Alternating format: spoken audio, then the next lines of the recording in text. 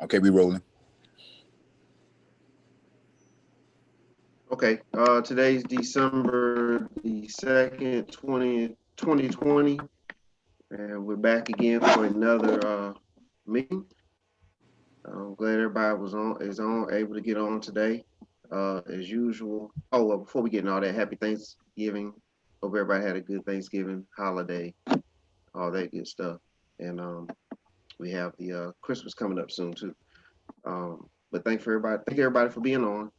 And just a couple of things. Thank everybody for RSVPing. I think that was the most we've had so far with the RSVP. Remember, just do that for us. We're using that for future for things we have lined up in the future. Helps us staff track a little bit, and it doesn't hurt anybody either way. This is strictly volunteer if you want to be on or not be on. But just please, every week, just click yes or no. Doesn't matter. Um, you click yes, even if you can't necessarily be there for the whole time. Still click yes and just listen in. Do whatever you need to do. Um, but with that said, we're going to talk about a couple of things. The season is just now really starting to roll. So if you get a chance, make sure that you post plays if you have some. If you need help on doing that, let us know. We show you how to do it. Make sure you comment, ask questions, and we'll roll from there. Because anything that come up is going to help the next official. Um, Now we just received a weekly blast, um, at least through our associations, or at least one of our associations in the area. But we have access to that sheet, and there's a couple of topics on there that I'll just touch on real quick. Um, the the state Georgia High School is requiring us to have a face or a whistle cover. So make sure that you have one or both. They've been out checking out the games and they're making that mandatory. So we have to make sure we do that. If you need access to a whistle cover, reach out to me, reach out to Andre, and we have access to get you lined up with one if you don't have one. In reference to whistle covers, um, bench decorum, they're sending out emails about bench decorum. So let's make sure that we manage the coaches, make sure they're within their box, make sure that the benches are acting accordingly since they're taking a look at that. So make sure you add that to your game. Um, on technical fouls, explain clearly to the coach what happened. So if the player gets a technical foul for shoving somebody, just let the coach know, hey coach, dead ball, red 12, shove white 12. Therefore, I have a technical foul. Um, Illegal contact, pointed another area of education, using the one or two hands on the dribbler. Let's make sure we put a whistle on that and we be consistent with that and we do that consistent as a crew. It'd be a good idea to add that to your pregame. The team foul count. Uh, this year, Georgia High School is going with the sixth team foul as the 1-and-1. The eighth team foul is 2 shots. And just make sure you pregame that with your table. So that's all I have for now, just as an intro. Oh, And hello. Okay, so at this point, we will go ahead and get into the meat of our meeting. Jonathan, you'll mute everybody. We get into our meeting, and we're going to pass it over to Sonia. She's going to discuss the topic of the week, held ball. Right. Very good.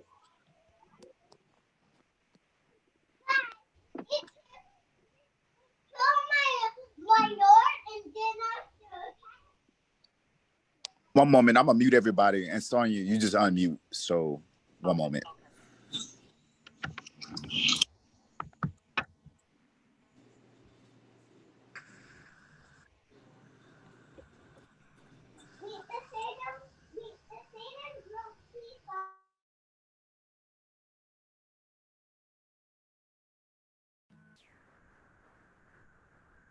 Okay.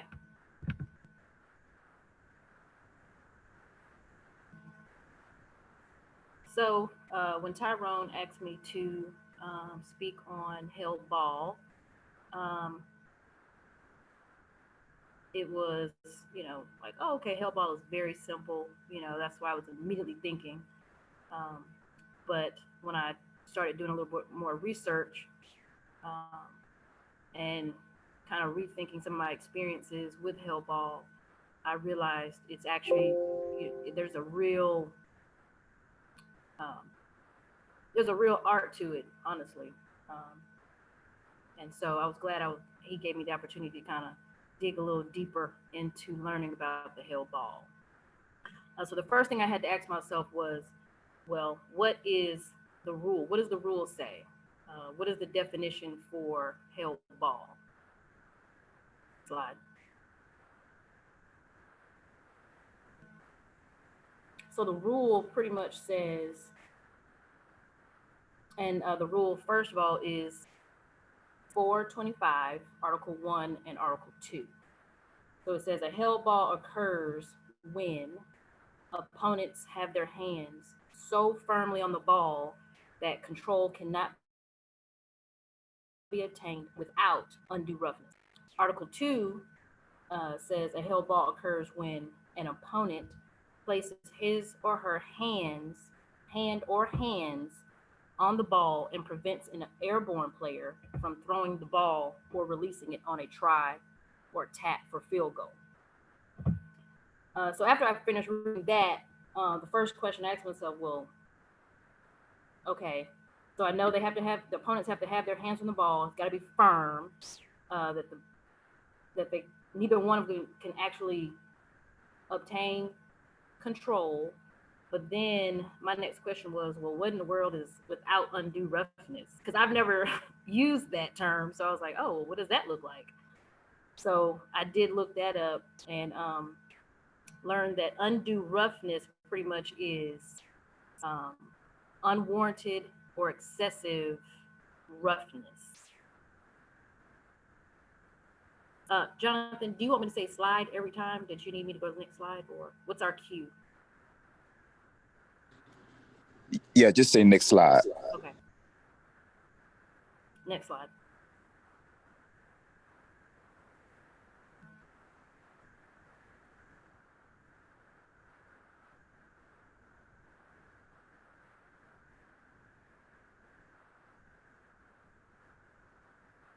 Video, video one. So I wanted to give an example of undue roughness. The next clip shows another missed shot, and after the rebound is made, an opponent once again grabs the ball with both hands. When the offensive player violently yanks the ball away, the defender is called for a foul by the official. Let's slow it down and look a little closer at what happened. When the hands of the opponent are placed on the ball here, we must be ready to determine if any of the action that happens as a result is considered undue roughness. In this play, the initial pull of the ball doesn't dislodge the defender's grip, so we see the offensive player take another, considerably sharper jerk of the ball, which successfully pulls the ball free. The contact that occurred after, however, was a direct result of this yanking action. Because both players had such a firm hold on the ball, the twisting and pulling only entangled them more, and then the final act created contact that was uncontrollable by the defender. And therefore this should be ruled a held ball instead of a foul, because control was obtained by an undue rough play. Let's look at that again.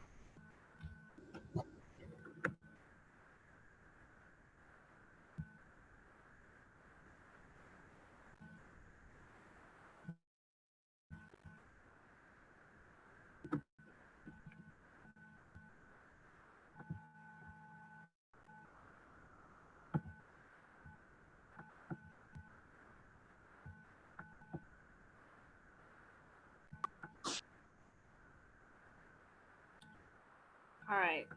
So then I did some more digging because I remembered last year that um, there was a mechanic change to the hell ball. NFHS basketball officials manual change. For those who have the old manual, you'll see that um, we had to go straight to the hell ball signal. We did not have to stop the clock first and then show our signal. This year, like I said, they made that manual change.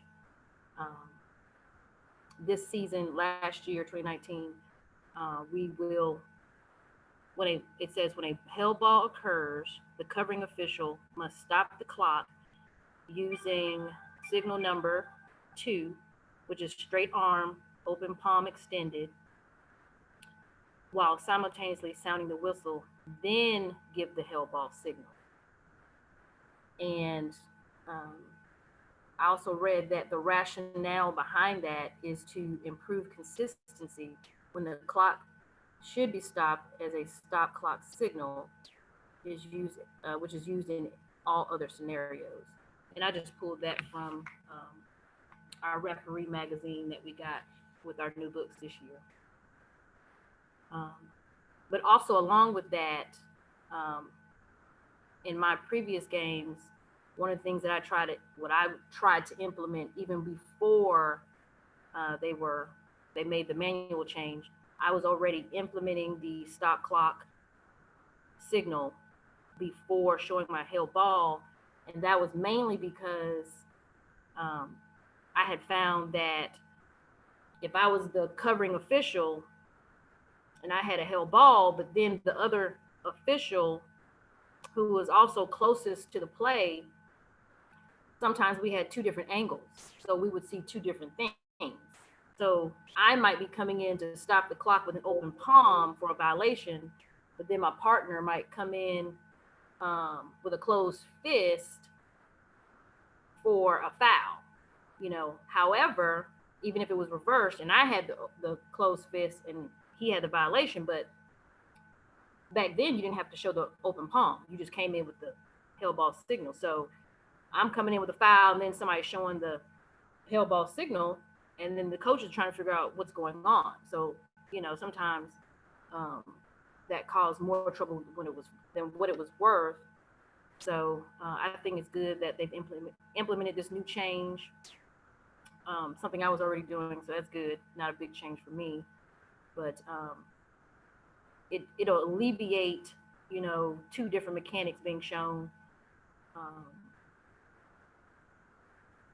and it'll help with preventive officiating too, in the sense of, coaches trying to figure out what is the call, and now one coach wants the foul and the other coach wants the violation, and then whichever one you come out with, can really change the feel of the game. Next slide.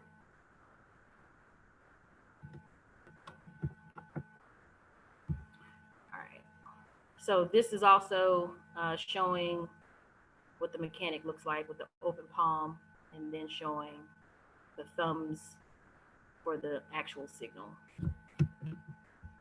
Slide.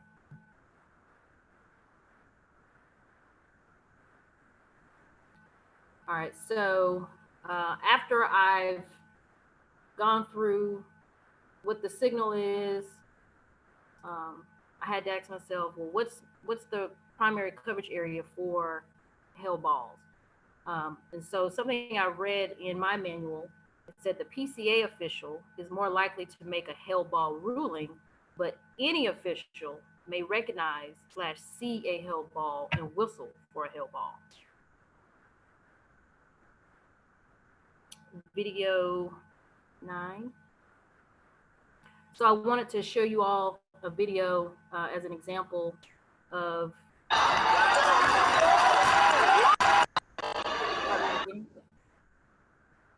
you'll see here that there's live in the lead coverage area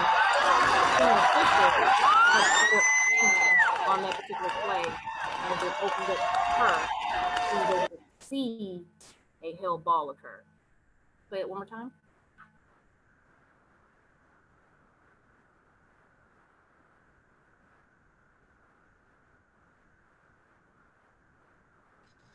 Hey, Sonya, Sandra. Can you hear me? Uh-huh.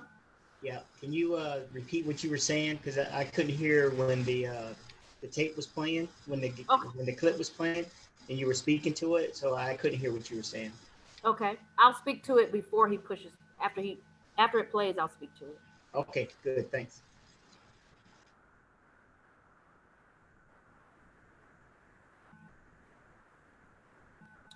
So what that video was, an example of all officials being able to officiate a held ball.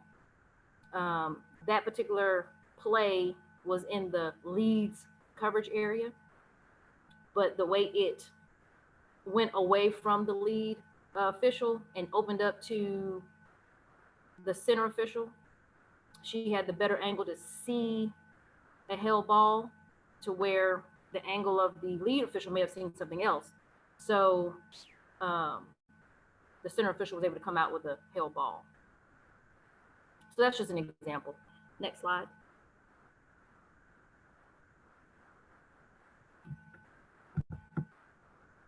Okay, so I wanted to go over the responsibilities of each official. So now that we know that all officials can have primary coverage area on a held ball official, on a held ball play.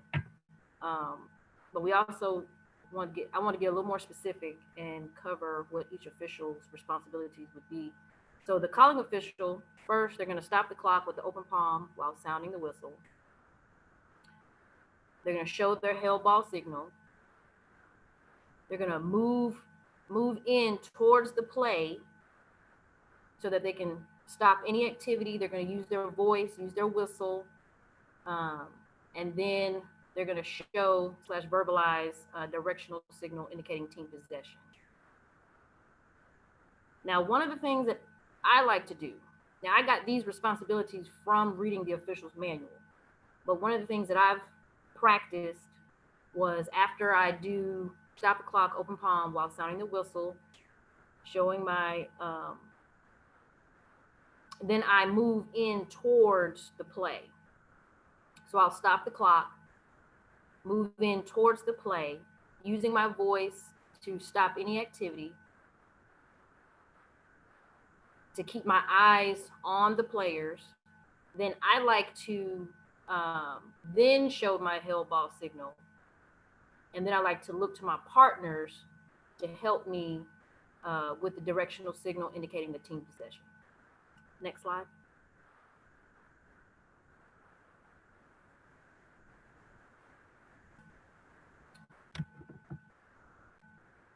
So for the non-calling official or officials, their first responsibility is going to be to freeze. So once the calling official blows their whistle, the non-calling official should freeze. And the first thing we always do when we hear a whistle is we look up at the clock. So freeze, ensure the clock actually stops.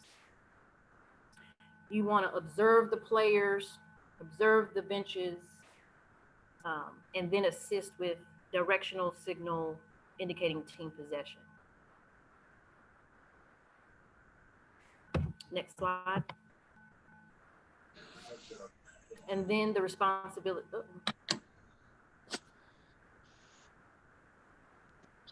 There's a video with it. You want to play the video? Oh, okay. Yes, play that video.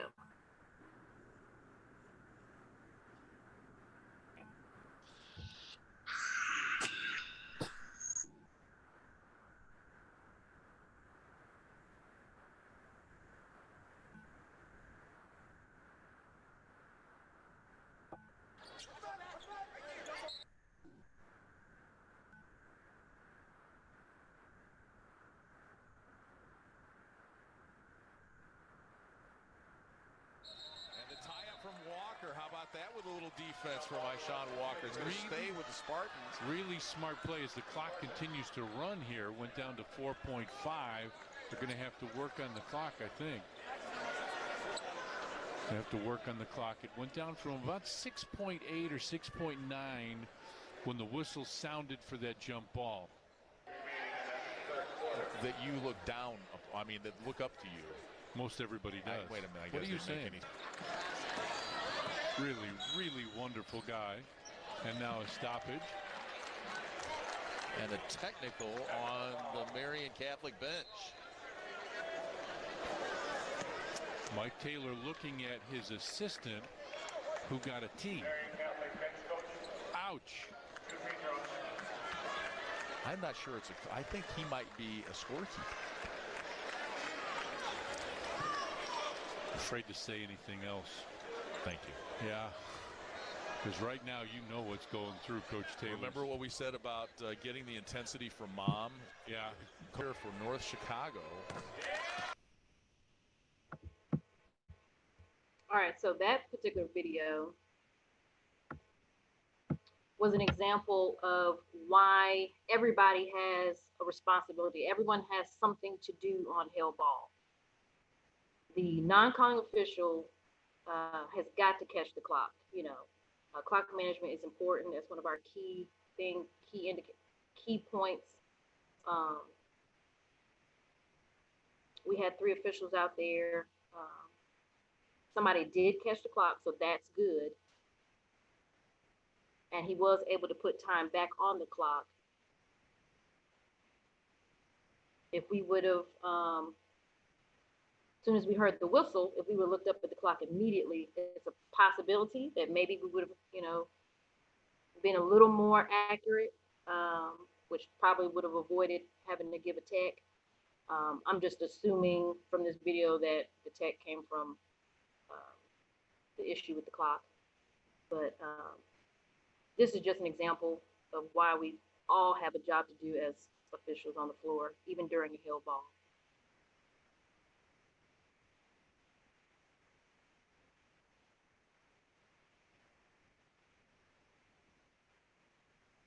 All right, so even the administering official, they have a job to do as well.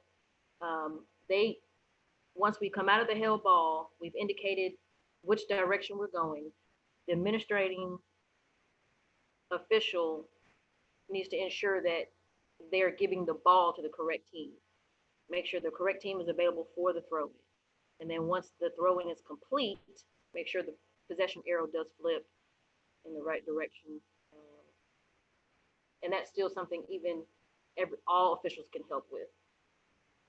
Next slide.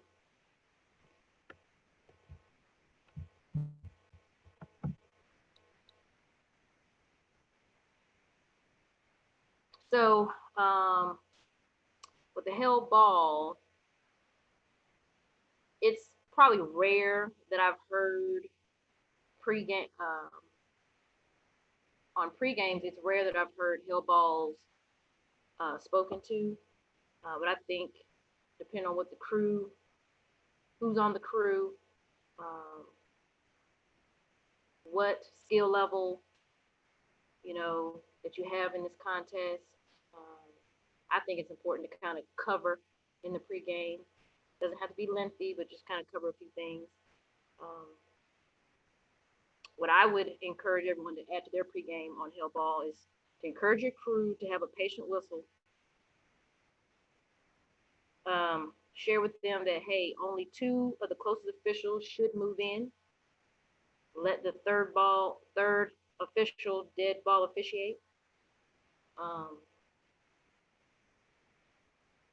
Now, depending on the crew as well, sometimes only the primary coverage area official will be the one to move in towards the action. The other 2 officials might just kind of hang back and observe the players, dead ball officiate, you know, make sure the clock is stopped, things of that nature, and just make sure they know which direction we're going in. Encourage your partners to trust each other on curl plays and drives that go away from the primary coverage official, and encourage them to, you know, not just call a HELDBALL just because it looks rough or it looks a mess, you know, bodies on the floor, sliding around and things like that, because you want to know if something happened there, you want to know how it happened. You don't want to just call a held ball and then someone's coming up bleeding or, something like that. So if there's a foul, you want to call it. Don't just call a held ball. A lot of times we will try to quickly call that just to kind of get the bodies off the floor and get the ball game going.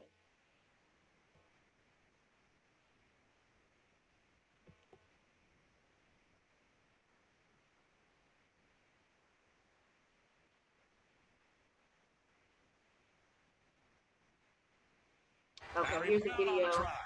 That was an example of dead ball officiating after a held ball. You heard the commentators. It was a rival game. Some of the key players already had fouls. So I think it's good. I like how they got in there.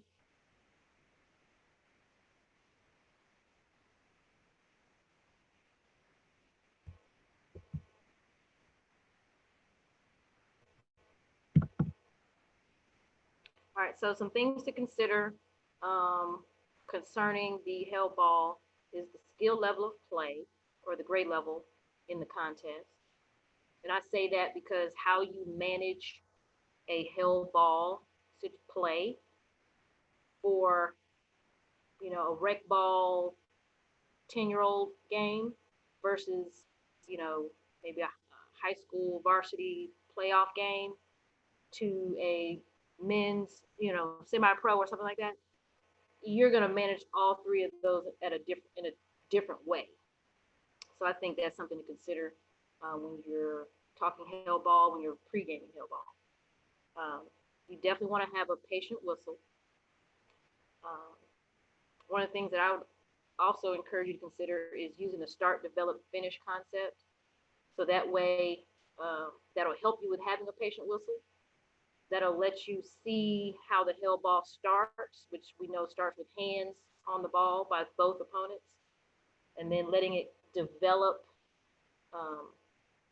where the players, you can see that they're tugging at it and trying to obtain control. And then if someone's able to wrestle the ball away, then obviously the play will be finished. Or if you can see that there's undue roughness, then the play is finished, because now you're making a ruling on that and you're calling a held ball. Another thing to consider is if a player is protecting the ball, very rare that an opponent can create a held ball situation without creating illegal contact first. And that statement, like I said, also keep in mind the level of play or grade level of the contest that you're officiating.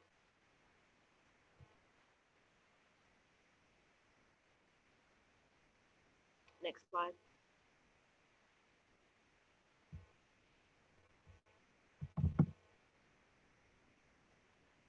All right, so then I had to kind of ask myself, I know what the rule says, it says when a held ball occurs, but I just, I was like, well, what kind of plays, are happening when there's a held ball? So some typical and atypical plays for held balls: when a player is trying to secure a rebound, when a player is trying to secure a loose ball, when they're trying to shoot for a field goal, trying to pass, or even on a throw-in. And I think on the throw-in, that's more of an atypical play. I don't think it's a common play. I was looking through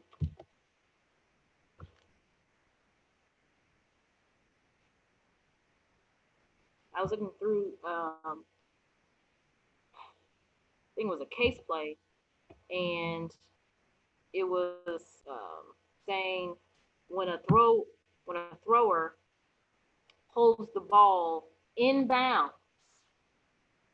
so it's through the inline boundary plane, and it's inbounds, and the opponent puts their hands on the ball so firmly, that now no one's able to obtain control of it. The official can call that a held ball and administer the held ball penalty. But that is one of the atypical plays that you'll see. I actually have not had that yet. Not saying it hasn't happened, but I've read about that one in the case book. Next slide.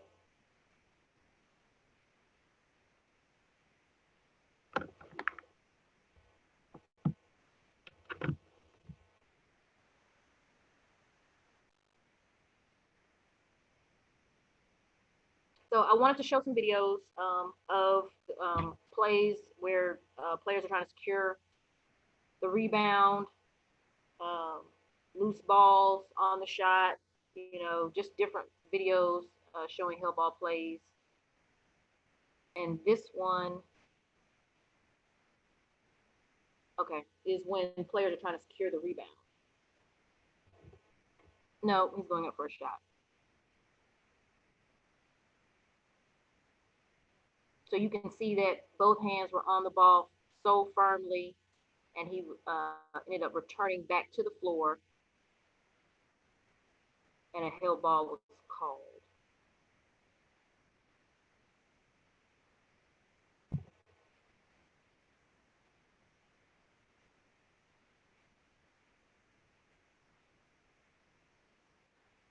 Out of it. Jerome fades, long with it. Look at that follow. Almost by Key, and he's going to This video tie up. He is is on a rebound.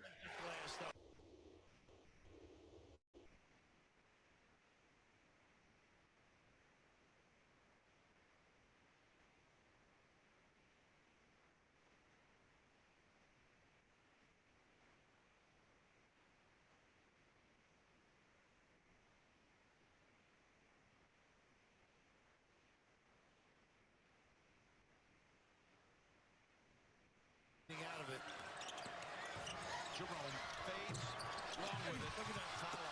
Almost by Key, and he's going to be, well, they got a tie up. He is aggressive on the offensive glass, though.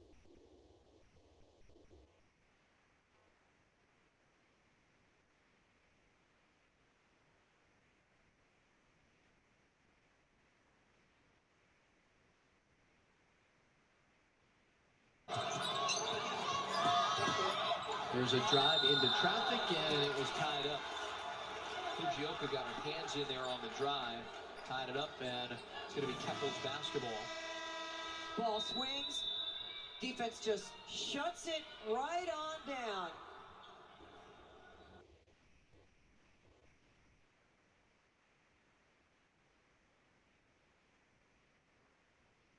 All right, so those were different videos just showing us some scenarios of held ball on the shot, going up for a shot, how when the ball, there's a case that I read in the case book 4.25.2 that says A1 jumps to try for goal or to pass the ball.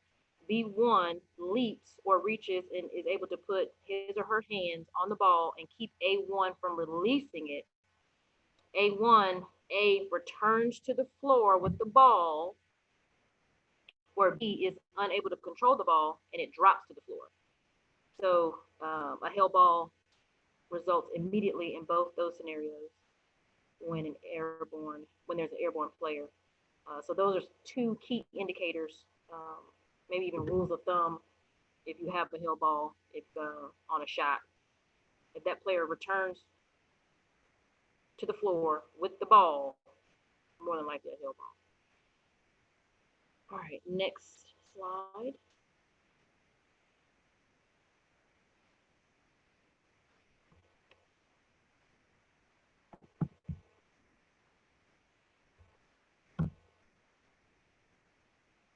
All right, so as I was looking at different videos, I realized some of the different mix-ups, I'm calling them mix-ups, where you have plays that should have been ruled one way but were called held balls, or maybe if we would have preventive officiated, maybe we would have seen the play a little more clear, or maybe we had a better angle. There's different little things to officiating. that helps us make an adjudication on a play. So I know when I first started out officiating, timeouts was one of the main ones that I would get mixed up with. There would be a held ball, and you would hear like a coach call timeout, and of course I'm like quick to be like, "Boop, timeout," and then then you have your partner or your mentor come over to you and say, "Hey, who had who had control of that? Was there control? Was there player control for that coach to be able to call for timeout?" And so those are some things that kind of made me think, and of course go back to learn. Um, Number one, player control. Number two, timeouts. Number three, held ball. So I think that's one of the mix-ups that we want to be very careful with, calling a timeout on a held ball. Out of bounds is another one. I was on a game where there was a trap on the sideline, and there ended up being a held ball from the trap. And so while the girl was being trapped, one of the players who had their hand on the ball actually had her foot out of bounds. And so instead of calling the out of bounds violation, I called it held ball violation. And that was also one of the mix-ups, and my partner brought it to my attention. So now it's something that's always in my mind. But I've also learned how to officiate that kind of play and make sure my angle, and that's why sometimes it's not good to run in to a held ball, depending on, if it's on the floor, if they're standing, be careful with running all the way in because you might miss the whole play, or even running around it, because sometimes you'll have officials who run around the players that are holding the ball. Fouls is one of the key ones that I don't know if I should say we get mixed up on it, but we'll pass on the foul and call it a held ball. And travels is also one where you'll have a travel, but we'll call it a held ball, or even vice versa. Next slide. And these are videos just to show you some examples of the out of bounds play, some fouls, when they should be called correctly, but they've been called held balls.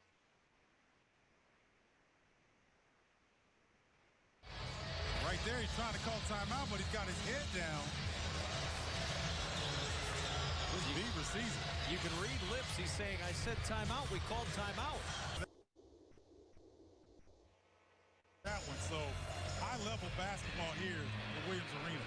Now look at this. Look at the left foot of Jordan Murphy. As he tied that up, Murphy's foot was out of bounds.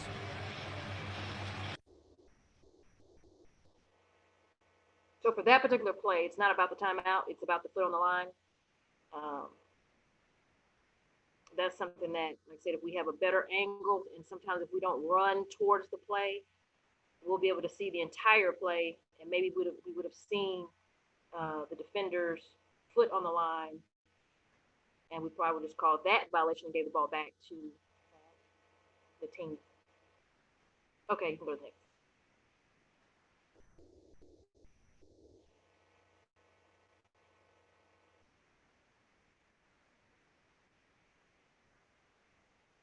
So you can see here, loose ball, both players are going for the ball. Wow. Next slide. Next video. Or is it? That's it. Okay, next slide. Or that's.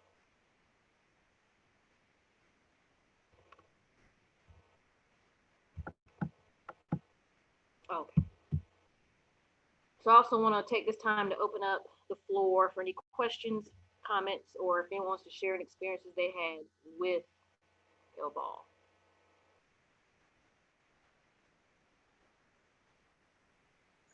Hey, Sonia, hey, it's Alton.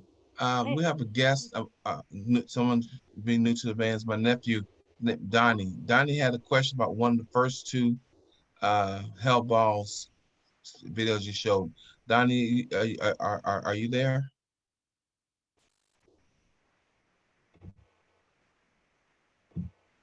Donnie? Hey, Donnie.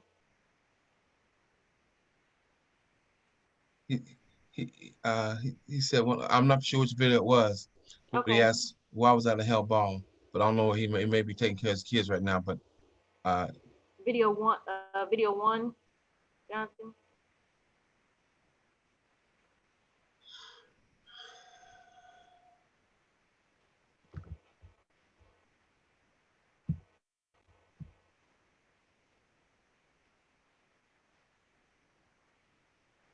Donnie. Jonathan, you can turn the volume on.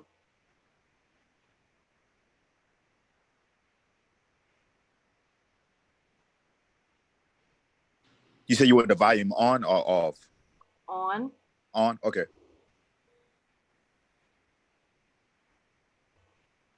Which successfully pulls the ball free. The Yeah, and contact I think that's when he was a sent me the direct text on. result of this Okay. yanking action. Start from the beginning. Because both players had such a firm hold on the ball. I don't know where he's not answering his phone, but that's a good. Maybe he'll come back. He has some small After kids. the rebound is made, Take an care of. opponent once again grabs the ball with both hands. When the offensive player violently yanks the ball away, the defender is called for a foul by the official. Let's slow it down and look a little closer at what happened.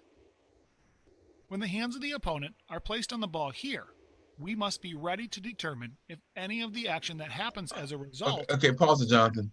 Okay, so now in this play, in your illustrations, you said not to run around, but how does he gain a better view if he doesn't? Because he's just leaning his head in.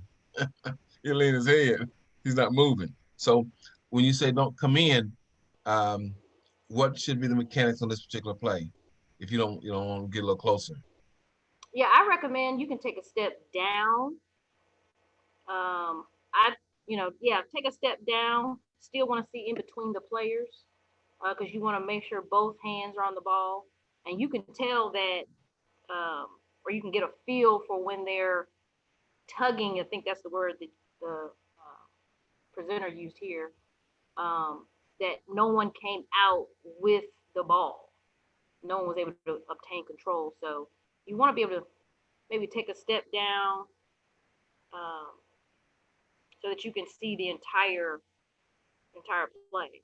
If you run in, you're not gonna, you're closing your view, you're closing your angle.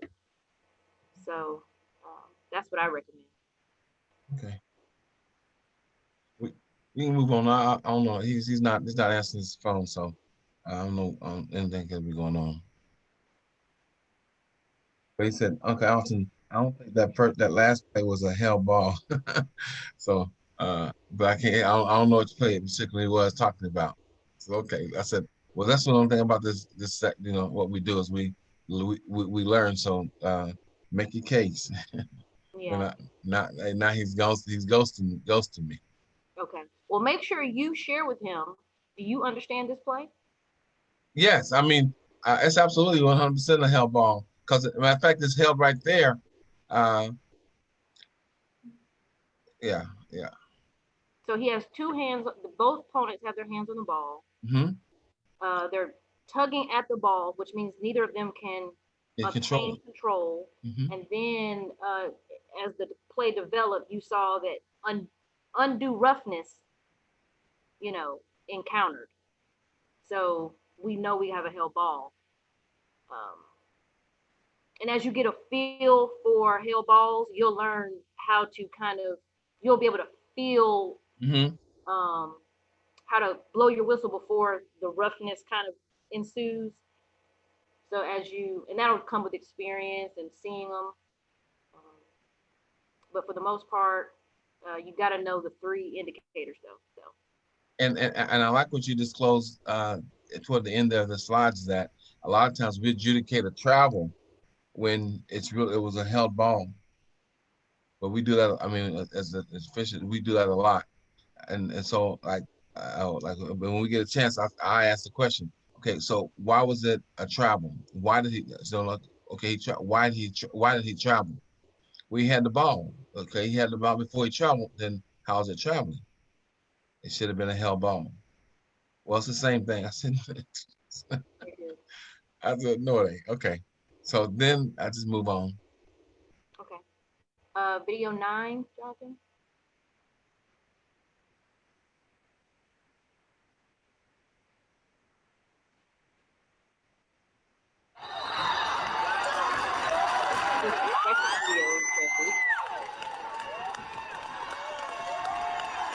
And that's an example. To what I was saying is that some people may call that traveling. That brother wasn't called adjudicate traveling, but why did she travel? Because the defender had control of the ball as well, and it's not travel. Yeah. So this was the second video that Donnie mentioned that was played. This is the second one that was played. And this one I used as a example to let everyone know that all officials on the floor can officiate held balls.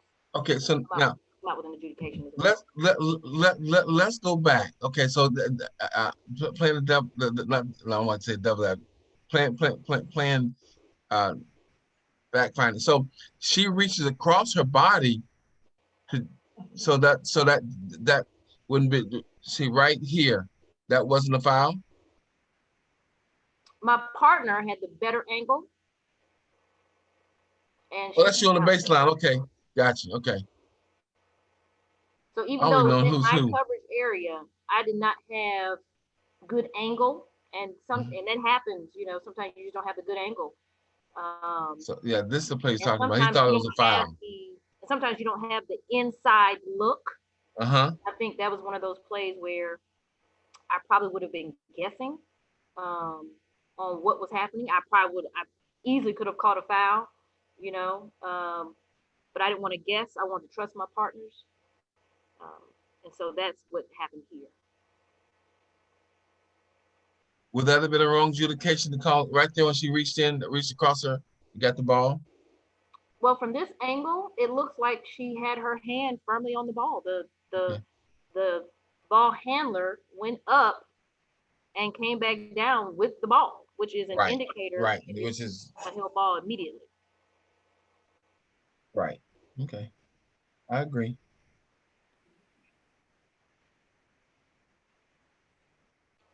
Any other questions, comments, or experiences anyone wants to share?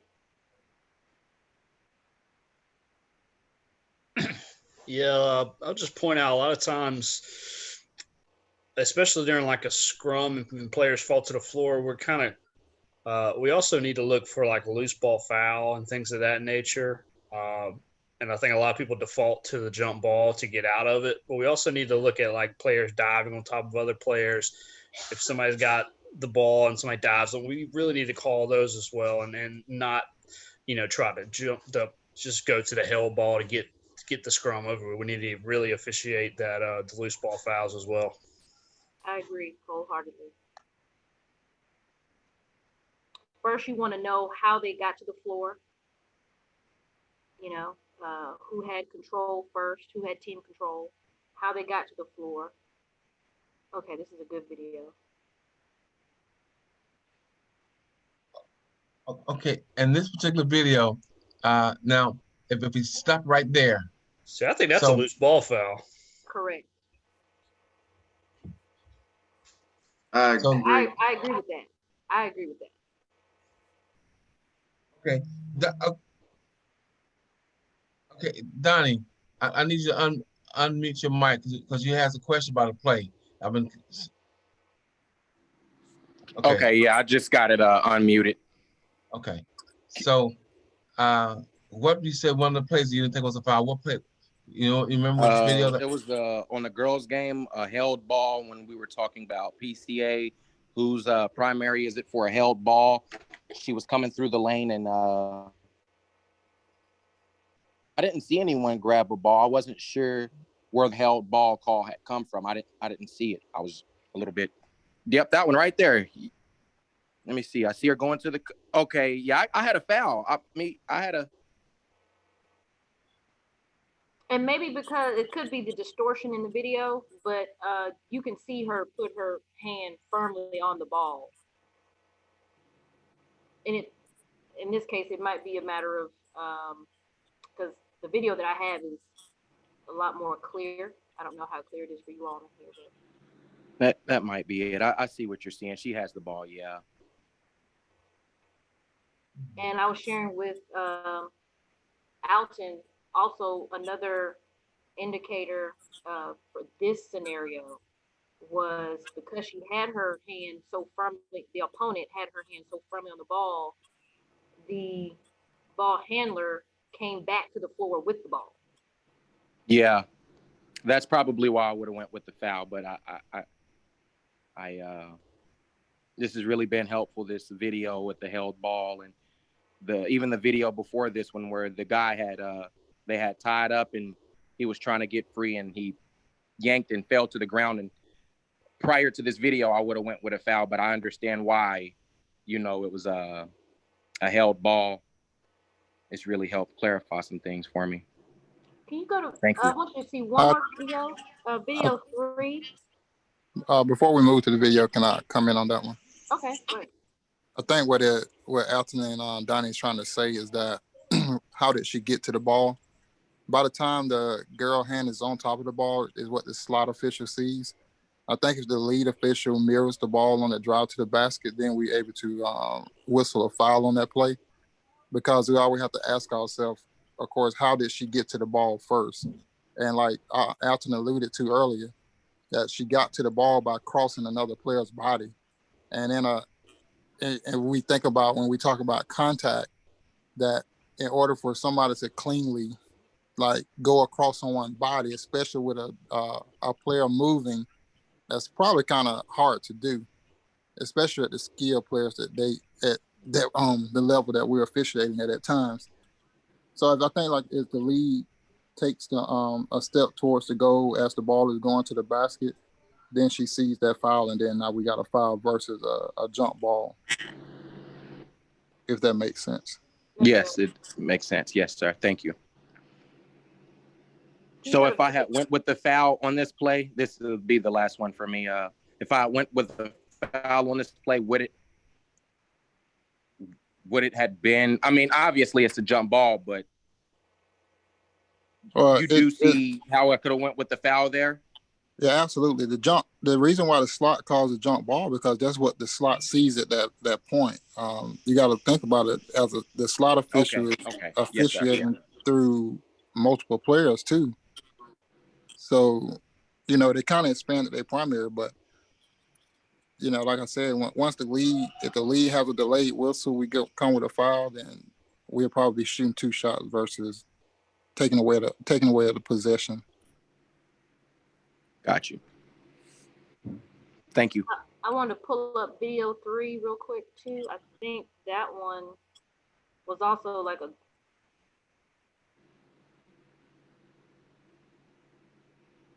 They had a jump right there. Yeah. I think this one may have been a. Okay, I see that. Now I kind of agree.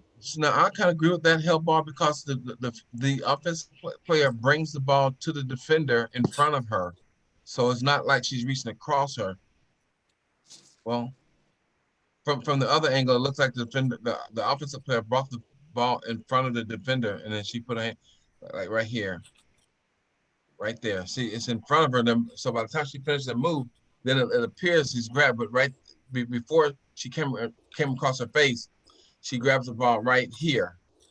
So then the momentum carries her arms across the player, but before that, so that's why I adjudicate that as a held ball as well, right there before she gets across her face. Okay, so I was okay with that held ball. Well, I thank you all for your questions, comments, your experiences. I'm going to turn the floor back over to Tyrone. Okay, well, thank you, Sonia, for the presentation. Well as Jonathan working behind the scenes with the screenshots and the videos. Um, it's pretty much open floor now. There's nothing much I can add to what we just saw, but it's just an example of, just taking one topic and seeing how far you can go with that one topic. And well, I will take that back. I do have something to say. So with the held balls, think about how important it is of what we just went over tonight, because there's a lot of times where, and this is covering the experience part that you was asking about. Many of us have experienced altercations, and they come from, the root cause is from usually a held ball situation. So, you know, this is important information, and hopefully it'll help you in part of your preventive officiating as well. Anybody has anything else to say? Comments? We've been on for about an hour. Hey, I want to speak on the. I think that the first play we had with the curl play coming away, going away from the lead. Yes. In my opinion, I think that was great patience on the leads part by not blowing that with that play going away from them. And the center official coming over. And we could have played all kinds of different types of scenarios on that play, but to me, I think that's a good. When we do curl plays, if we do that later on our next training or anything like that. But I think that was good patience to not blow immediately and to try to guess at what was going on with that play. And that was good help from the C coming in. So I'm thinking that is good. And then another thing on hell balls, I think you had it on the slide here, or I read it somewhere. When you have a tie-up, say if you have a trapping situation mid-court, and they do the trapping over there with the two, I usually try to, get a good angle, of course. But if I see another defender coming over, the third defender, or you got the primary defender A1, and you got B1 to do with a tie-up, got him trapped, and I see B2 coming, I'm almost waiting for B2 to come in and foul him.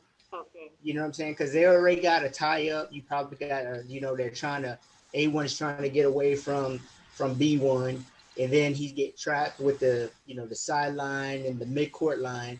He's trapped and he's trying to move around, and of course, that's when B2 usually comes in, and B1 and A1 got it tied up, and then here comes B1. There's nowhere else for his hands to go. Basically, he can't get to that ball. Like I said, if the A1 is defending, is covering the ball up, there's no way he's going to be able to get to that ball. So you have to be kind of like leery of that. Just have that in your head, like, okay, I'm going to have a tie up, or I see this guy coming in full speed, out of control, trying to get into the mix. So you just can't go in there and let the B2 come in and get in the mix without coming out with a foul. I mean, that's almost. I'm thinking it's at least 75-80% that B2 is going to come in and foul like that, while they're trying to, if his handles are not up or down, if he's reaching in, I'm thinking, and I could be wrong, but I'm thinking about 75% that's going to be a foul. Anybody got any comments on that? How you guys feel about that?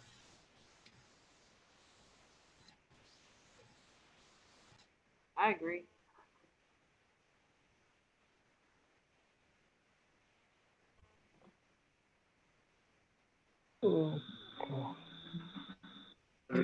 It sound good, Austin? You with me? Yes, sir. I'm LC, loud and clear. I'll mention this too. Timeouts was mentioned earlier in the presentation, and I did experience a couple of times where, because players can call timeouts as well. So, just be mindful that players and the coaches, trying to get timeouts in those held ball situations.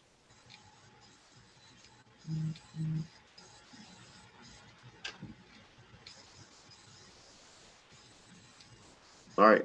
Any other comments? We have some other replay. I know it's the hours far spent, but we got some more plays to review per our conversation in bands. So I'm all ears. All right. Mentors. Okay, well, I'll tell you what. Size. Well, you hang on. You hang on there for overtime with Darius.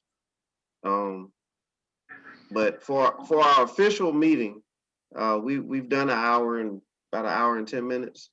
So I don't want to keep everybody up. But if anybody wants to hang around after we end this meeting, and you have a video that you want to discuss, I believe Darius will hang around. I'll hang around for a minute. Alton's definitely gonna be here. So if you want to go over a player, so later on, I mean that's fine. But for now, we're done for the night. We don't want to keep everybody late. So appreciate everybody being on. And right go quick, ahead. I'll keep recording, so you can just catch the replay of overtime. I'll just keep recording. Okay. All right. Cool. Overtime with Alton. All right, everybody. Thank you, and we'll see you again next week. If you have any suggestions, good to see you, Sonya. Great job, girl. And if you have any suggestions on any subjects you want to cover, just send me a message and we'll get it out there. We'll get it done. Have a good night. Okay. So the block charge. All right. So the difference in the first one and the second one is really just I got it. You know, I had some one-on-one with a couple of mentors, and so I got a better understanding. So that one in that one game when B1 hip checked him when he pretend like he can't get 2 inches off the ground, hip checked him. That was obvious foul. And the previous one that we talked about the other day was that when I said the contact was minimal, it doesn't. By rule, illegal contact, doesn't matter how minimal, how big it is. I got it. I was just giving a hip pocket answer, and I appreciate you calling me on the carpet for it. But so my goal is to get better, fast, you know, soon. And so, with that being said, I understand both plays. Yeah, we get better as we continue to see these plays and we talk about these plays and we get different perspective of these plays. And that's why it's important that we all we communicating with each other through bands, and you know, when we see plays, we talk about them. Yeah. But yeah, so when I looked at the play, I mean, those are two similar plays, and then you had two different answers. So that's what I was kind of confused on. So So is this long? Yeah, is this a long rebound? Yeah. Yeah. Okay. So, all right. So he was there. He was there all day and twice on Sundays. So by rule, it was a player control. Should have been player control, but he ruled a block. So I don't understand why. And then so my question is because he didn't take the brunt of the force with his body, he got parts of his body. Is that why he ruled a block? But he's there. He didn't move. So why is that a block?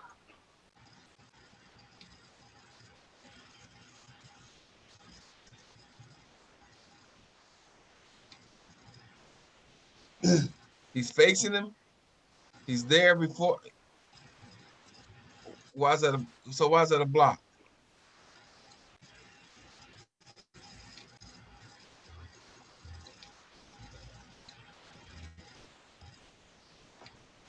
And the reason why he fell, as you see, he stepped on his right foot. So the reason why I initially said that was either a player control or no call, because I didn't think the contact was excessive. Okay, my bad. My phone had went out. So, okay. You're right. The reason I ruled out a blocking foul is that it was several things that when I looked at the play. Number one, we had to have a whistle on that play. Right. Okay. That the offensive team was down 14 points at that time. They wasn't playing good basketball for the coach. So that factored into play. Number two, it was a cadence whistle. We allowed the lead and the slot official to have a whistle on that play, but we didn't have one. so I came in and got it late. Now, what I seen was that the offensive player, I felt like he had sufficiently got his head and shoulder past the torso of the defender. And what I was thinking that once that occurs, the greater responsibility we think about of that contact, it shall be on that offender, on that defender in that case. So that's why I adjudicated a blocking foul on that play. Okay, so now if the defender, okay, so right there he's there, 2 feet facing him, establishing the legal guard position, and once he does that, the offensive player needs the owner's on offense. I didn't get the rule. Where my book at?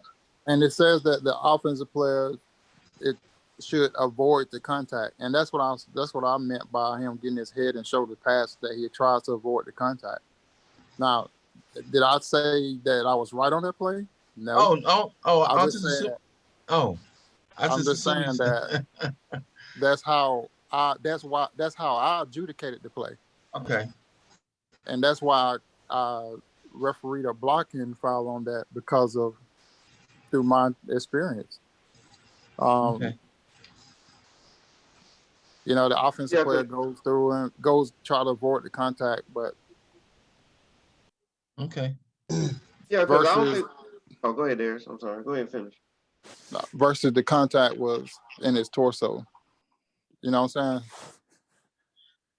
saying? Okay, so now, based so based on what, go ahead. Let me say something real quick. So yeah, go ahead. Yeah, go ahead. It's not you know, you understand officiating. So it's not a right or wrong. You know what I'm saying? In this situation, technically, you can punch that, right? Because it was 2 feet facing and it was contact. You don't have to take contact only in the chest, in the center. If that was your judgment, if Darius judged it that way and punched it, that would have been fine too. You see where I'm going with it? But what he's saying is that there was too much contact for nothing to be called. And he allowed the crew, the primary and the secondary, the opportunity to put I agree with that. Because you have the 2 bodies on the floor, I agree with that. Or GHSA, National Federation, whistle. And so if nothing else, and you'll be in that situation more times than not over the time, you're going to have to put a whistle on that, even if you're in the third.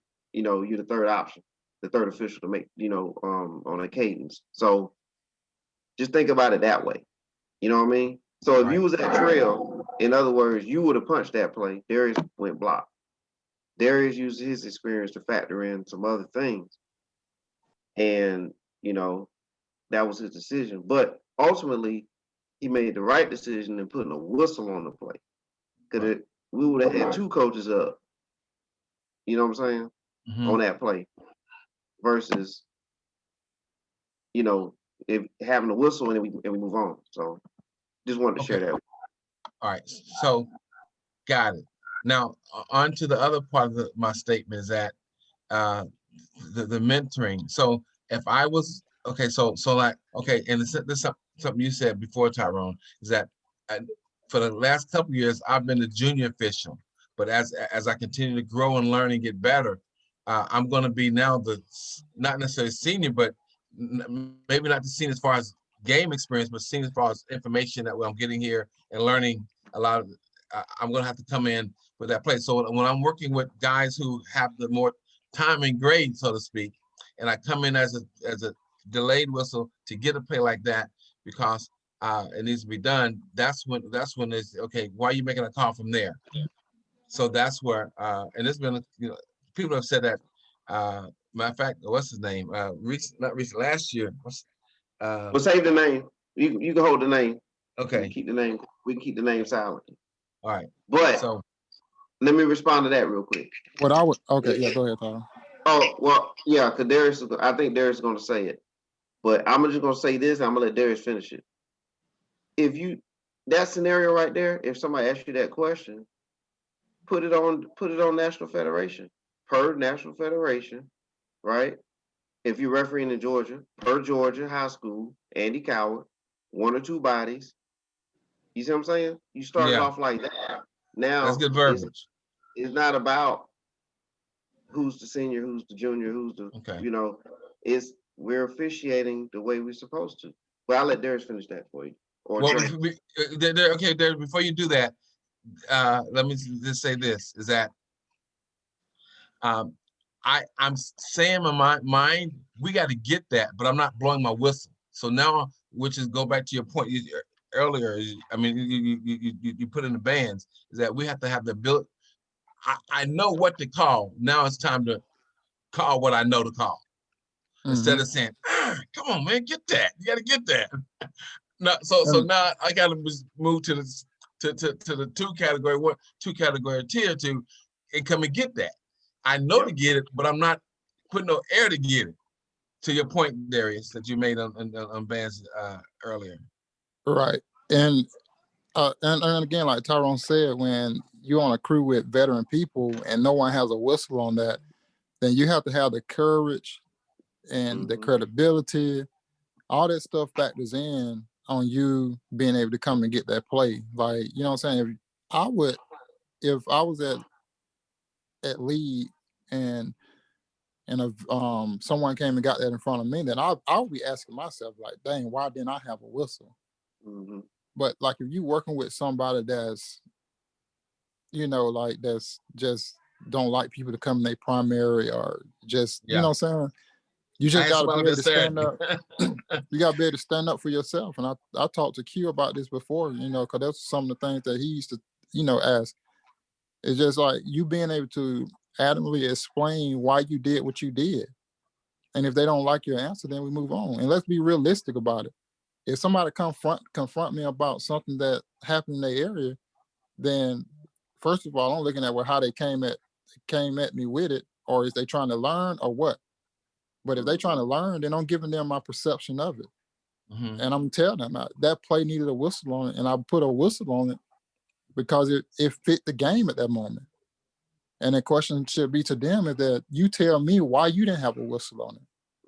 And we move on from that. But don't be afraid to, first of all, exert your power if you need to in a game. That's how you build credibility with yourself, with your coaches, with your crew, with people that are watching you.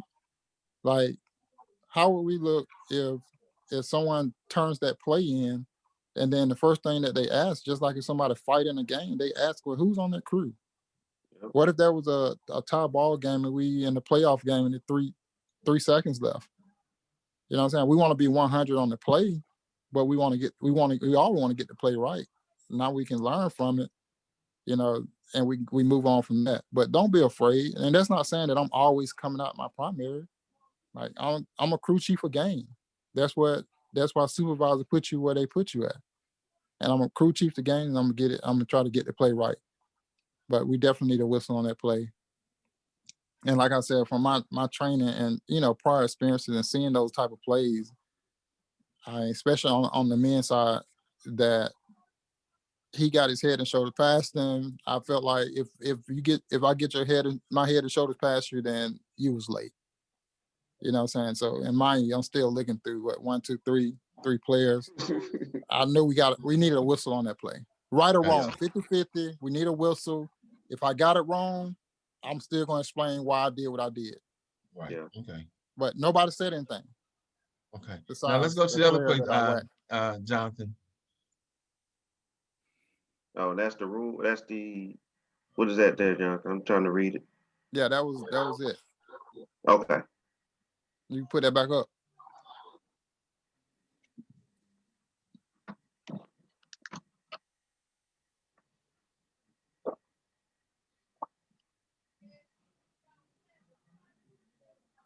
Okay, so if I'm not going to the torso, gotcha.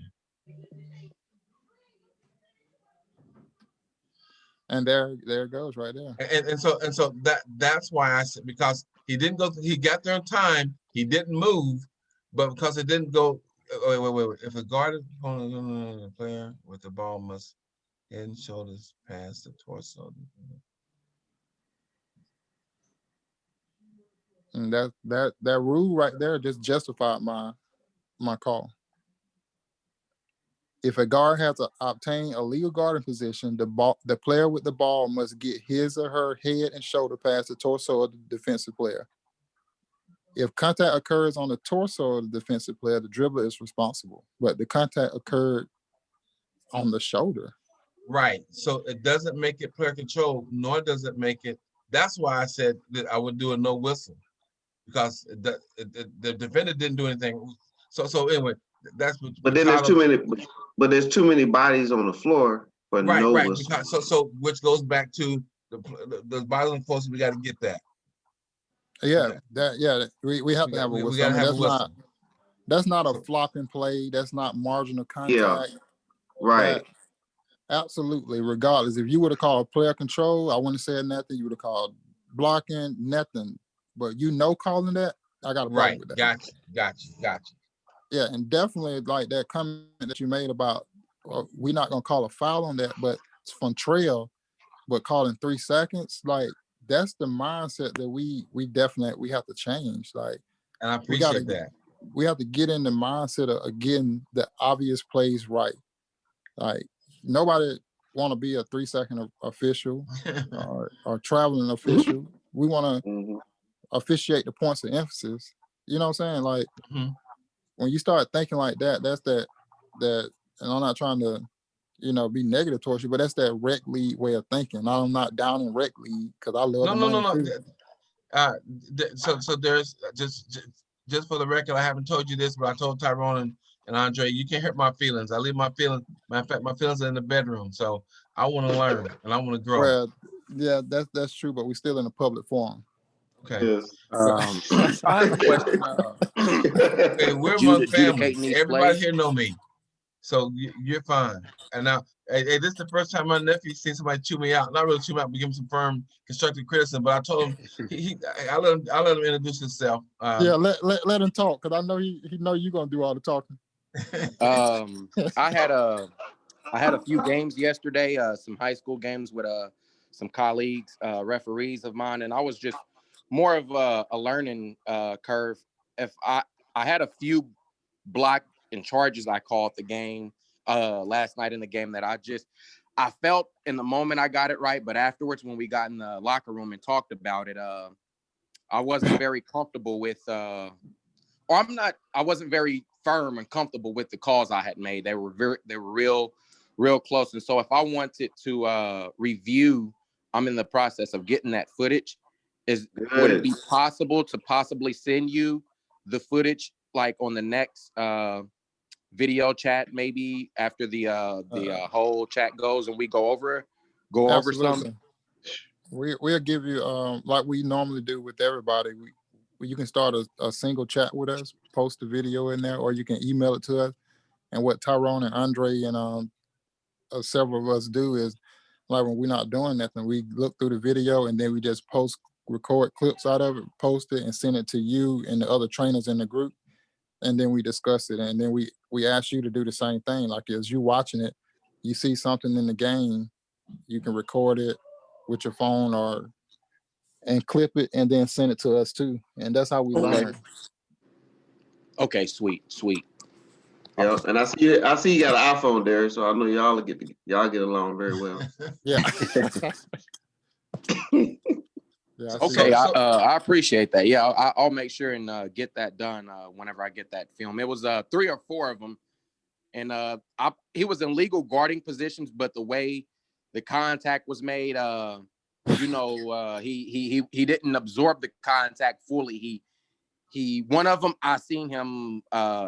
He started falling before contact was made, and I went with a blocking. And he asked why. He said I was in position, and I said, You don't have to allow him to just hurt you, but if you start falling before he makes contact, you're technically falling under him. Mm-hmm. And I went with a blocking foul. It was a second or two, before the contact was made, but he was just scared because the guy was coming full speed. But he just fell and before the contact was made, and it caused the offensive player to fall over him. Yeah, that's a easy blocking foul on those plays. But it sounds like when you have that confidence on the court, and then you go into the locker room around veterans or people that's been in the game longer than you, then don't let that's criticism they're giving you. Don't let that change your mindset on how you officiate things. You take that and it just make you better and make you stronger. Don't let it make it second guess yourself, especially until you see it on film. But yeah, always feel confidence. Don't take that stuff from the game. Leave it on the floor. And once we get in the locker room, we talk about it. And then the next game, we see those plays again, and then we officiate it how we see it, how we would discuss it, and go back to the rules so that we can get better on it. But don't let that take your confidence away. Definitely. Got you. Yeah. You start doing that. And then you start letting it take your confidence away. Then you stop blowing the whistle. And then now you get frustrated, and you go through that frustration phase. And then now we playing catch up and trying to do the right thing. And you starting off the right way, man. You already talking about getting video and doing all that, man. You starting off like Usain Bolt, man. So keep doing that. And also when you're gonna have several officials give you information. The best way to navigate through them waters is just, hey, I appreciate that. Thank you for that information. Well received. Thank you. I appreciate that. And then later on, you go to Alton, and you say, hey, Alton, such and such was talking to me about this play. This is what they said. What do you think? You know what I'm saying? And then we'll go from there. You know what I'm saying? Yes, sir. So be confident, but just remember, don't go over the edge, because you want to be that referee that everybody say, okay, yeah, he listens, he willing to take information. Boom. You know what I'm saying? And then you come to us and verify it. You know what I mean? Yes, sir. Gotcha. Right. Just make sure you ask Alton early in the morning, because you'll probably wrong. Love you, brother. I love you. Donnie, tell us a little bit about you, man. Who are you? My name is Donnie, and Donnie is Jones. I'm from Fort Smith. I'm doing my 4th year officiating right now. I played some college football, and I've always been a fan of sports. So I got into officiating. I kind of had basic knowledge of it. I will be honest and say that this is my first year I've actually made an effort in putting my head, and this is a bad thing, I know it, in the rule book, in the officials manual. I've just been adjudicating based on my common knowledge of the game, and I think that's what's really, kept me right at the high school level. But I want to get better at it. I want to make officiating into a career, and so I'm just trying to do whatever I can to be better at it.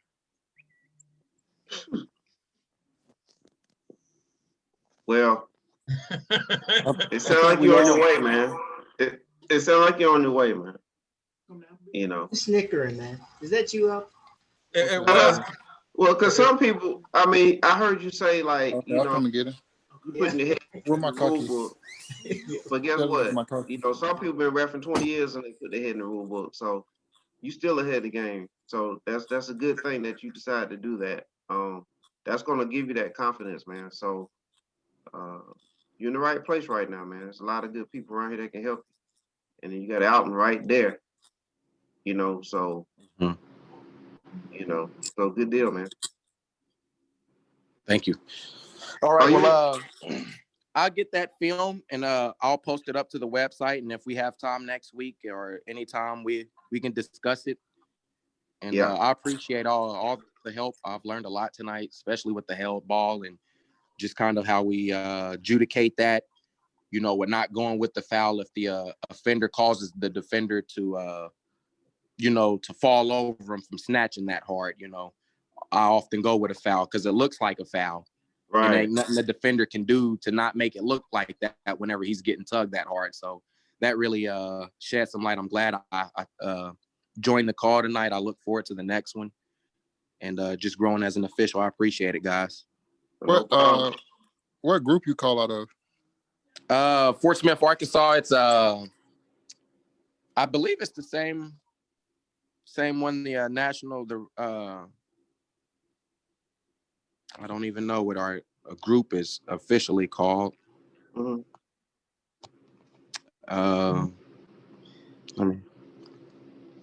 Now, I do have some. When I went home from the funeral, I got a chance to go watch him play. I do have some clips of him in the game. If you tell me, I can post them. But that's no need. I went over some stuff with him. There's one play we talked about that he didn't adjudicate on. He was, but I'll let him tell you about it. He's like, okay, you know what you're looking at. I said, yeah. You got it? Yeah, I got it. Yeah. Yeah, I got it right now. Okay.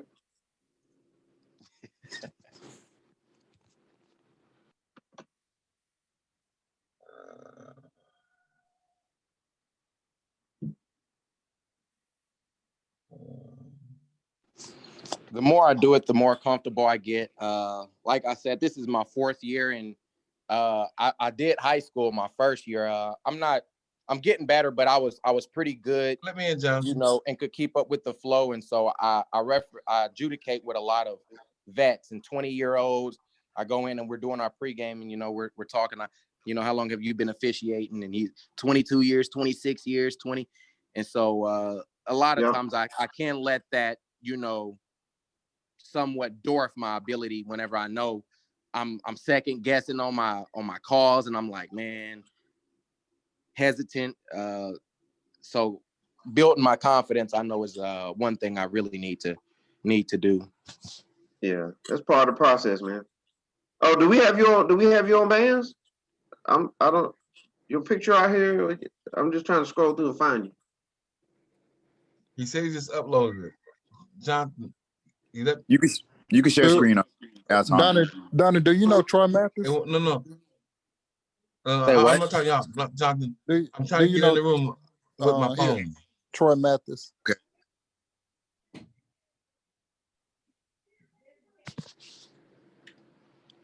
Why don't you send Donnie an invite?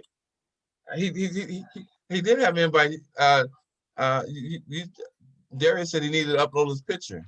He just did that today. I'm doing it. I was doing it before I entered the group. Oh yeah. I go back to that message and finish uploading the picture. Donnie, did you hear me? Troy Mathis. He from your area.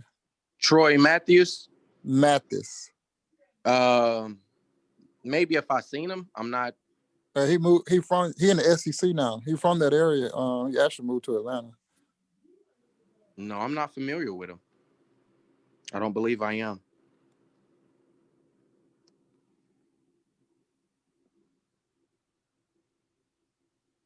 Oh, okay. How far are you from Memphis or Nashville? I'm about 5 hours. Oh, okay.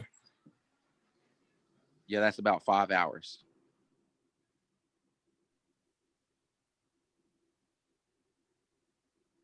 Are you the center opposite table? You the white guy? No, I'm at a lead now. It's choppy.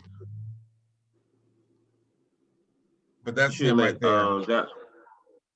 You should send to Jonathan and let him share it. Okay.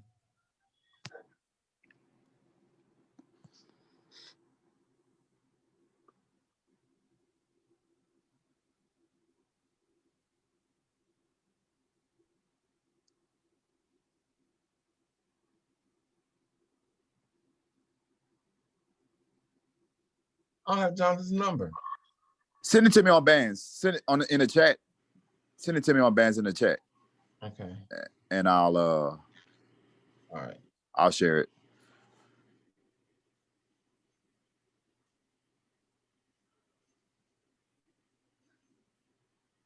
Go to chat on the right. Yeah, use that one. Use the one at the top. I'm in that one. Or you could use the one with 5. There's been my condolences. The one with just 5 of us. Use that one. Oh.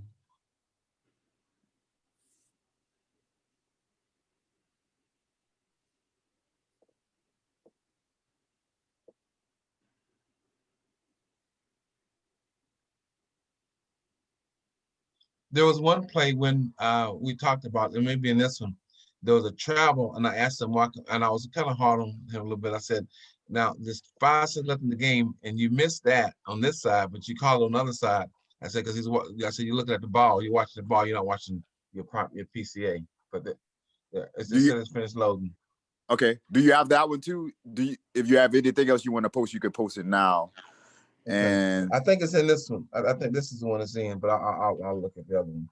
Okay, well, stop sharing so I can share it. Okay. Anybody else on here? Who else on here? Oh, hey, Melvin or Coco, y'all got anything? Any questions? Any plays? I was just going when we get finished, I'll talk to Pastor about it, about comfort, and just give a little experience what I got yesterday and how I gained that experience just from learning and talking in this group and how I managed that issue with one of our senior officials. Stop sharing. Okay. Man, I'm I not saw that. sharing. I saw your email. You got a lot of games from Arbiter. That's what I'm talking about. Oh, man. He was scheduling games himself. Oh, okay.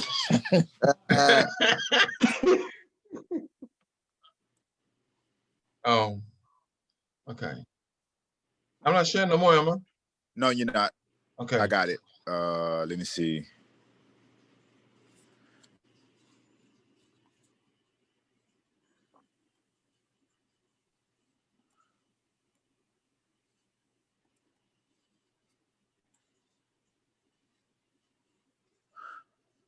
One minute.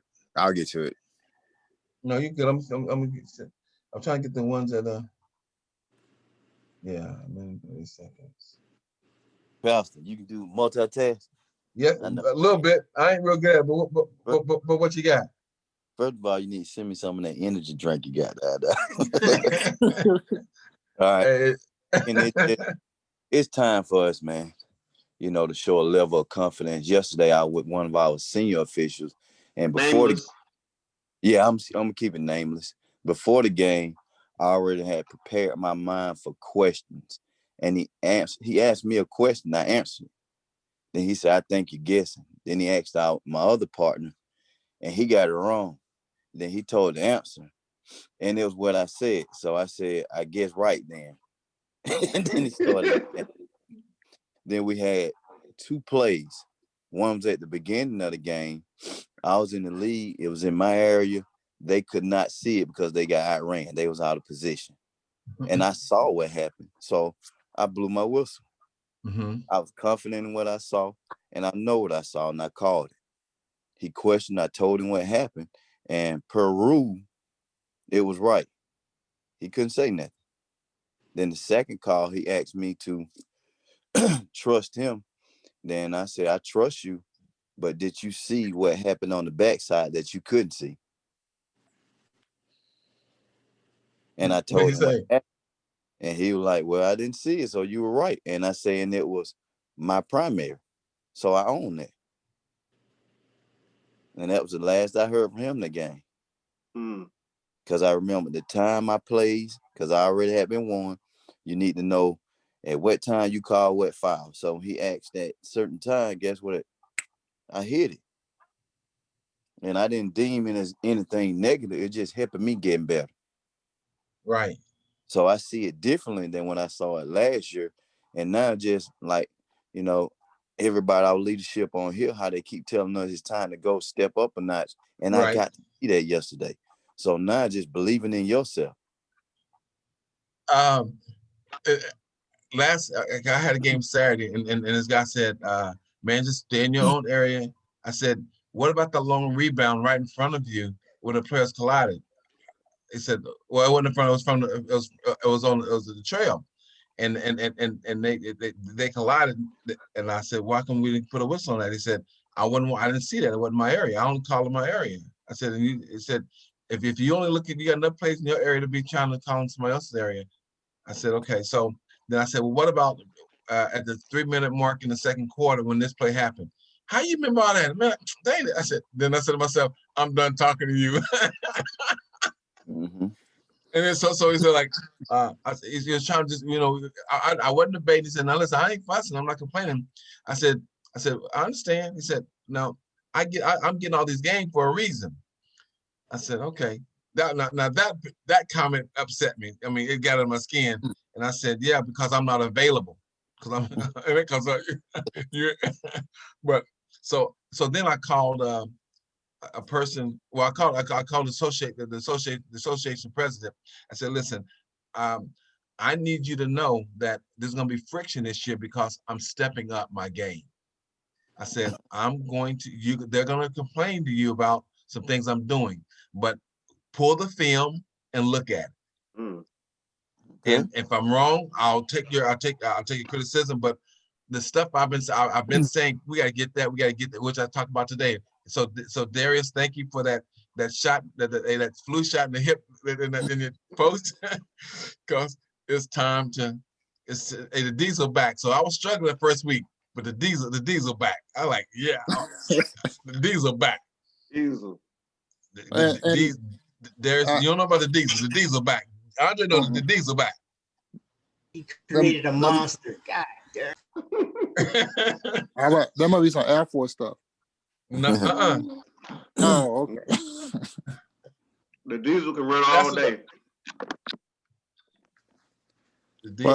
That's aim high. They don't say smoke till you get high. My advice to y'all up and coming people is that you still want to be a good partner, for one. You know what I'm saying? We have to know when to show our arrogancy. Just be mindful of that. Those are the people that you still have to work with. Those are some of the people that still have to be able to validate you, quote, you know what I'm saying? So we always want to keep in mind on how we can be a good partner. And we don't want to come off as that, how can I say it in high school, that a-hole partner. There you go. Yep. And we know what y'all goals are. You guys just continue to strive towards those. Like they always say, when in Rome, do what the Romans do. So just understand your area where you're officiating at.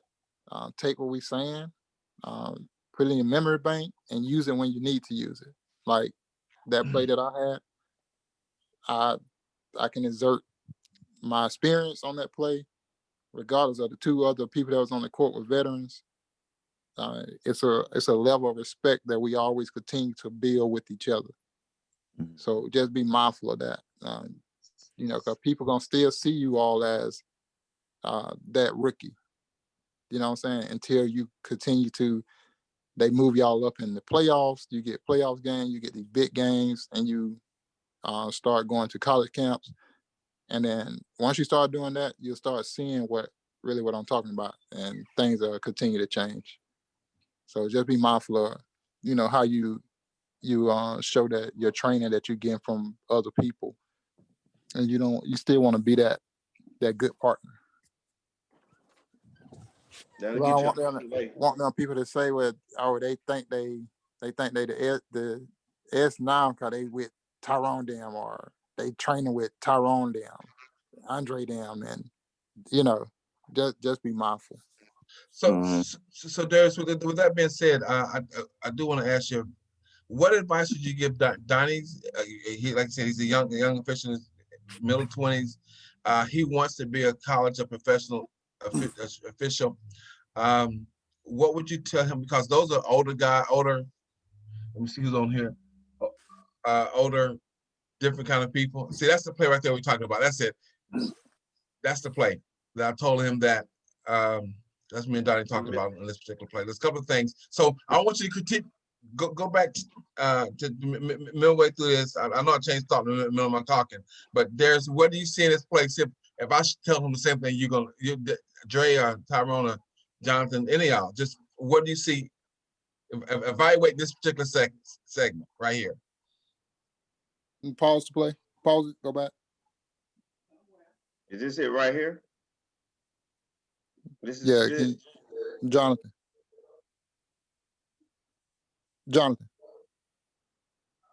I'm sorry, I got it muted. Okay. What you got? Can you go back? Okay. When he's coming up the court, I'll tell you when to pause it.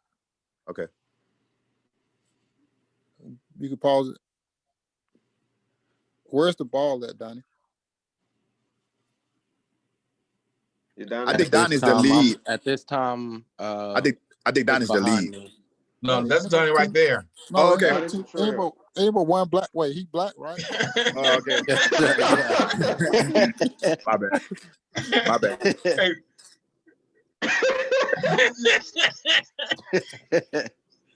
It's right now it's behind me. Exactly. So you recognize that, right? So we can get hurt right there. So if he double dribbles, then now what? We can't explain a violation that occurs. When he was just saying that, I immediately noticed that your eyes and head is focused on, in my eyes, what? Like what are you looking at? Do you remember this game? I do remember that game. Yeah. So like right now, what I had an eye on his feet in my peripheral, but I was looking up the floor. Yeah. Just kind of looking up the floor to where I'm about to get and just kind of getting settled for the play, not looking at anything in particular, just not at the ball, just right. You can do that same very concept 3 steps behind the dribbler like we're supposed to be, right? Yes, sir. And when you 3 steps behind the dribbler, guess what you're able to see now? Everything. Everything. The double dribble. Yes. The thing about that, the beauty of 3-man is that everybody responsible for 1/3 of the court. And we have to trust our partners that they're doing what they need to do. You can anticipate the next play by being where you're supposed to be at. And I think that's the concept on what you was trying to say, is that I'm 3 steps behind the ball and I'm still able to be able to anticipate the next play that's about to happen. If we got a defender that's getting ready to guard the ball handler, I can anticipate that offensive player that's running on the side, that he's probably going to go try to set a screen. You know what I'm saying? I can see all of that versus now I'm 3 steps, 2 shots ahead of him, and then now I might miss something on the defender or the dribbler, you know. So those are the little things that we need to fix real quick. Like, is there a 10-second count going? Yes. Right. No, there wasn't. Right now. Okay, yep. So what if he fumbles the ball? They weren't pressing, and but what's the rule? You got to give a 10-second count. Yep. So just going back to how the you basics. know what number it is on video? What if he dribbles the ball off the side of his foot and it goes backwards? Yep. And now the coach start yelling for 10 seconds. And then the video doesn't show you counting any seconds. I got a question. Who's that at the division line? Not the referee, but one of the parents on the side over there. Oh, photographer. Okay. Photographer. Oh, photographer. Oh, okay. This is a preseason charity game to raise money for something at the school. Okay. All right. Now pause it for me. But we still want to have a 10-second count, whether it's a charity game or not. All right, I know. Once you get in the front court, pause it for me. Right there. Can you play just a little bit? Pause. See, right, our head and eyes, it never changed. Like that's the purpose of us watching film, that we can point that stuff out. Yeah. You know, we still focus on. It seems like you might be looking at the 2 that's at the top of the key, just looking at your head. But then now I see somebody over here in the corner. So they're basic stuff, man. Just get back to the basics. Like Tyrone was saying, you know, we stop the clock, we hand in the ball, we start our 5-second count. The ball is thrown in, we chop the clock to start it. We start our 10-second count while taking 3 strides behind the player. If they running up the court, then I can trot up the court with them while counting. At that point, the ball goes into the front court. A pass goes to the weak side. I should already be down at the 28 foot, being engaged with the players, the defender at the top of the key, the defender that's at the free throw line, or where that's about to be at the free throw line, and then in my peripheral, I'm still able to look at what's going on in this corner. Once the ball went to the weak side, hopefully the lead took a position at the closed down position. And then in my mindset, I should be getting ready to rotate eventually. And we'll just go from there. You press play a little bit. You pause it. Bam. Now we square our body up to the court. And now, right now, you own ball. Mm-hmm. I don't know if they ever told you all that we always referee the defense. So it ain't too many things right now that the ball handler can do to me. Besides the obvious stuff, kind of like when you play basketball, you're not gonna really double dribble. You're not gonna really carry the ball. You know what I'm saying? Those are obvious violations. So I put myself at a disadvantage by watching him. I need to watch the defender because that's what's gonna hurt me the most. You know, I look at him now. He's already in a legal guarding position. A quick movement right now to the basket, I guarantee you, he runs him over. You call him a blocking foul because the way our eyes, you're not able to adjust that quickly to see that defender that's already right there because we already late on picking him up. Mm-hmm. So just be mindful of that. And then I got to be able to referee as many players as I can to help the crew. So now I got a primary defender. Look at the secondary defender. I still need to be able to help. There's a lot of stuff that's going on. But I can't do that when I'm squared up with just the dribbler. And what about y'all can chime in if y'all need to. What about this little guy right here that possibly could run over that ball handler? I would think that the official cross could help on that, but you know what I'm saying? If you refereeing the defense, and then if you understand the play that they're running, it looks like they probably tossed the ball to the man, the big at the key, and then they curl around. So if you keep that in mind, you're like, okay, they run this play too, so you can kind of put that in your memory bank, and like it's a possibility that he could run through that guy. You know what I'm saying? Mm-hmm. So, but your partner over there should be able to help with that guy too if you have. But just think about that too. You know, like that is a possibility. That could be a crash right there in a minute. Absolutely. You press play, son.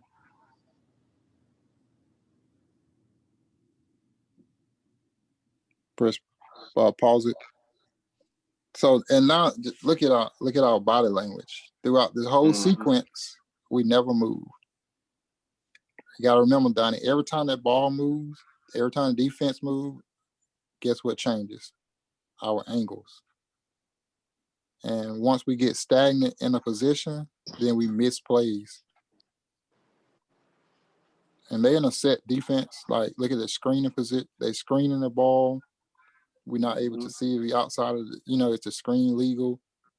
You know, at that point right now, my mindset is I should be taking a step down to be able to open up, to be able to get ready to continue to officiate that play. On the slot, he never got in position, so I'm not focused on the slot. I'm just focused on your holy move. Right. The whole game. During this game, I will say that my lack of the 28-foot line and my lack of positioning, the guy slot C over there, he's an older guy. It was our first game of the year, and he missed a lot of rotations and didn't get in position a lot. And it was a few times we had two leads all the way out there. And so I would push the guy over and tell him, two trails, and I would tell the lead to go over so I could go down to C, because if I get at the 28-foot line, he's behind me and he can't run the floor. And I was trying to be a bit mindful of that so I could get in front of the play. It was a few times he missed some calls just because he was not in position. I don't know if I still just need to get in position regardless of him. Yeah, thank you. Because it just makes me look bad. You just answered it. You answered the question I was just about to say, like, bro, that don't matter.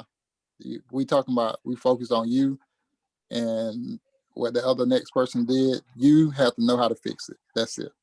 Yes, sir. If he miss a rotation, and then I'm gonna fix it. If I'm working with an older guy like that, I'm not gonna continue to do stuff to make him look bad. You know, that's called good partnering. Mm-hmm. So, but Darius, he'll gonna be better than his uncle. you got that. Hey, that's the objective. That's how you leave your legacy. Hey, I got one thing I want to talk about there, Donnie, too. The way you're standing right now on this picture, you see how you rock back on your heel?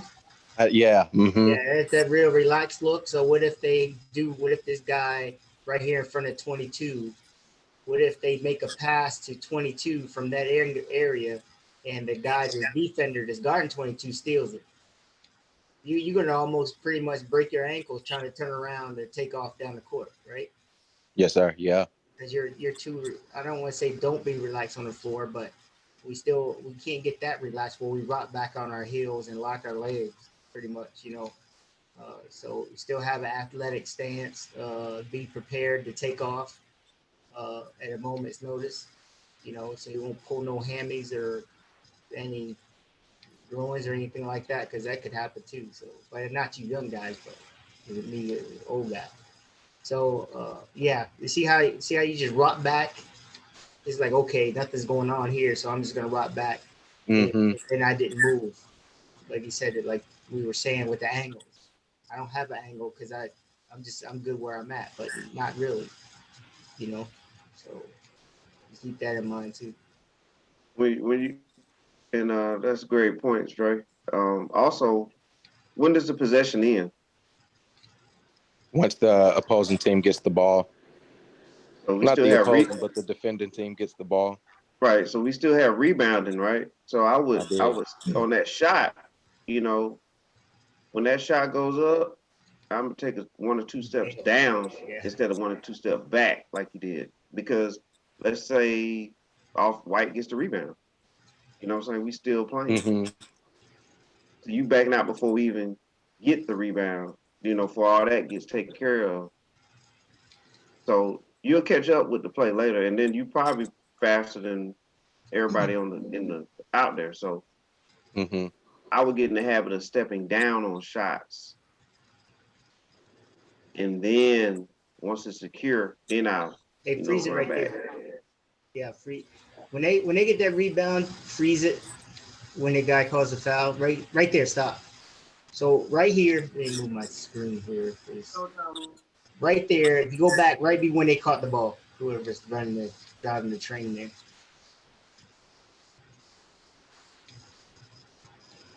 Okay, load it right here. Yep, and then that guy's gonna go on his back, right? And Google too. So number 2. Yeah. So watch him when they call the foul. Mm-hmm. It's a little bit more. Got it. Asking right there, right? So now you're not even in the frame right now. Right. Yeah. Right? So now what if this guy, the guy in blue, after that guy throws him off his back, what if they start fighting? So you're not even there to come on that. If you were up, waiting for making sure they got that rebound, right? You held your position and made sure everything was good before you took off. You will be able to get in there and help out with that fight, right? And then your center official can watch the other players, but you, lead official, can have taken care of that incident if a scuffle or broken out or anything like that. But right now, you would have to come running all the way back down the court, and then we would probably have 3 officials in the mix of that fight because C would probably came over because he realized that you were too far away. He'll probably try to come over. Now we got 3 officials all involved in the fight, and then they're not watching the other players. You see what I'm saying? Mm-hmm. So that's again. So we pause, we wait, make sure the ball does change possession, and then we take off. Even the center official, we're not worried about him. But Got you. If you were the center official, same thing. Wait till we make sure that the ball did change possession, and then we take off. All right, cool. That's all I got. I'm good for tonight, guys. Thank you. All right. Yeah. Okay. Donnie, you'll learn a lot here, man. You'll learn a whole lot, but you know that. But I showed this to him one night. So Donnie, did they bring anything out that I didn't tell you about? Nope. Everything you spoke about. They reiterated on the point, and just want to let you know I fixed it. I fixed it all. My positioning, the closing in on the play, not bailing out, not ball watching. That's impressive. You can fix it. So we're gonna see in the next tape how much you fixed. And so, yes, sir. But I'm proud of you, man. This is where you learn it at. So those errors corrected. That's where you learn that. So I want to tell my parents. Hey, watch. I want to tell my parents that what you, you know, it's coming true when your children begin to tell you what you say, what you taught them. Good. Well, cool. I guess we're gonna turn it in, fellas. But Donnie, make sure you get with Darius and get your picture up and all that. And we'll get a talk string up and get your videos and break them down. There's other people getting their videos broken down too. So yeah, I appreciate that. Yes, sir. Yeah. You man, I don't have your number, man.